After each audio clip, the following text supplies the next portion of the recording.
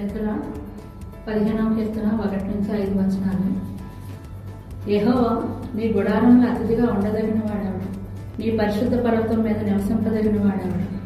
యథార్థమైన ప్రవర్తన కలిగి నీతిని అనుసరించుచు నిజం పలుకువాడే.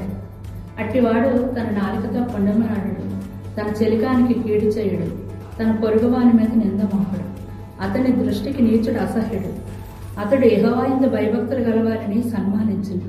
అతడు ప్రమాణం చేయగా నష్టం కలిగినను మాట తప్పడు. తన ద్రవ్యము వడ్డీకి ఇయ్యడు. నిరపరాధిని చెరపటికై లంచం పుచ్చుకొనడు. ఈ ప్రకారం చేయువాడు ఎన్నడను కదల్చబడడు.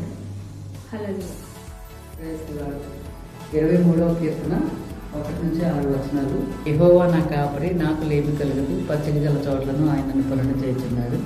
శాంతికరమైన జలం యొక్క ఆయన నడిపించున్నాడు. నా ప్రాణములకు ఆయన శాంతి ఇచ్చున్నాడు. తన నామం బట్టి నీతిను నడిపించున్నాడు. గాఢాంధకారపు లోయలో నేను సంచరించను, ఏ అపాయంలో నేను భయపడను. నీ దుడ్డు కరిగి నీ దండను నా ఆదరించను. నా శత్రువులెదుట నీవు నాకు భోజనం సిద్ధపరచదు. నూనెతో నా తల అంటి ఉన్నావు. నాకిన్ని నిండి పొర్లుచున్నది. బ్రతుకు దినములన్నీ కృపాక్షేమంలో నా వెంట వచ్చిన చిరకాలము యెహోవా మందిరంలో నేను నివాసం చేశాను.